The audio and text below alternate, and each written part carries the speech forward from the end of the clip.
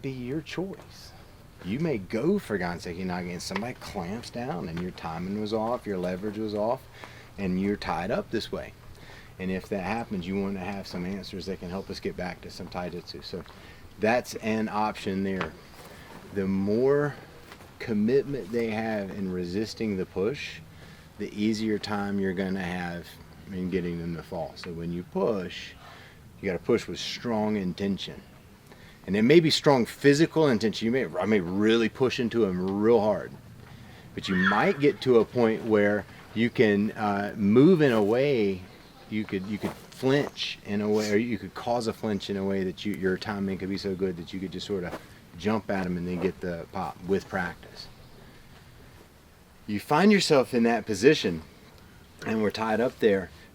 This is an option where we can try to take them down, but Master Bragg was using a term moguri, or to like submerge or to come underneath, and you've got that option there. So I've got this situation, right? So one arm's under on my arm, one arm's under on his arm, one arm's over on my arm, one over on his arm.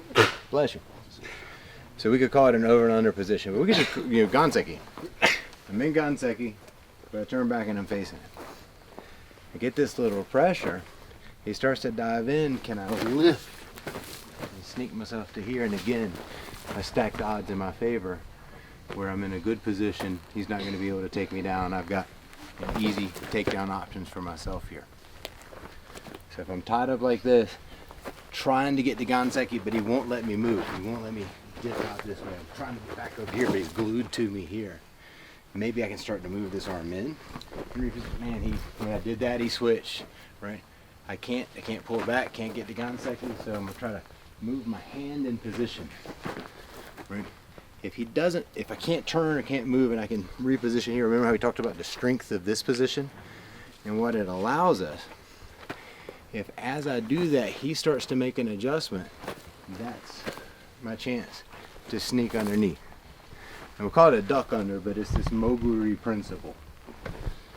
And this is actually, I was going to feel a little funny, it'll feel forced, but there's a reason to do it.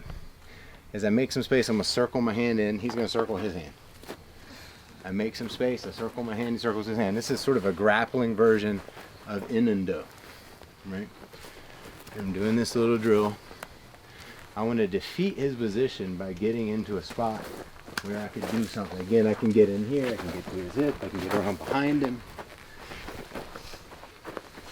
As he does that accommodation, that's my chance to move. Anybody old enough to remember Benny Hill? Oh, yeah. He had this weird salute. Yep.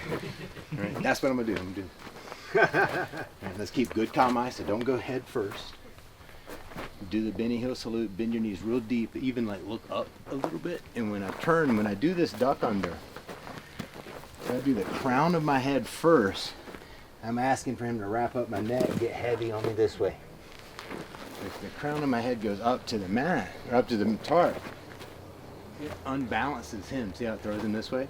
But now as I turn, I'm in much better kamae, much better controlling position. Again, if we're just hitting, at this point, I'm in a great position to hit, get some sort of takedown.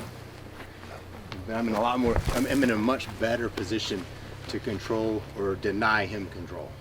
Here's our first drill, and we'll build to this duck under. Over and under, make a little separation, circle the overhand. Both people, circle the overhand. Circle the overhand. I'm switching sides with my chest. Sort of hit him like this. Let's do 3. We'll go 1, 2, 3. To here.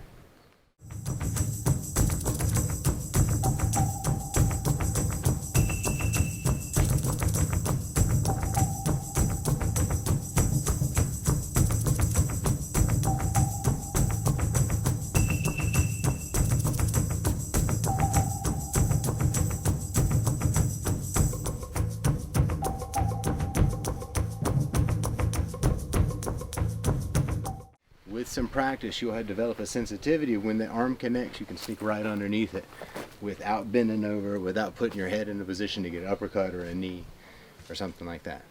Another situation where we can use this duck under is where I have my hands on the biceps of my opponent, as in a situation like this. If John's grabbing for me and I just go to stop, and very naturally my hands wind up here. I could change positions and do other things, but John's likely to respond by reaching his arm over, maybe going for a headlock or pushing through, something like that. Once that reaction happens, that's another good moment for me to lift my hand and sneak in underneath him. So here he drives forward, and I sneak as he drives and wind up in this position where he gets to take advantage of that spot behind him.